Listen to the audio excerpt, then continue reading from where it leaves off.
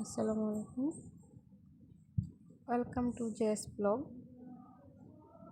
এই যে দেখেন, রাস্তার পাশে অনেক বানর। হঠাৎ যাওয়ার পথে অনেক বানর দেখতে পাই, সেখানে দাঁড়িয়ে ভিডিও ধারণ করলাম।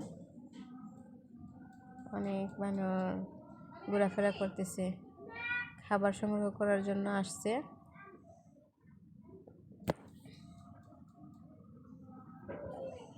এই যে দেখেন, এখন চলে যাচ্ছি। এই যে দেখেন, চা বাগান, রাস্তার পাশে চা বাগান, অনেক সুন্দর প্লেস। চা বাগান, শুধু চা বাগান।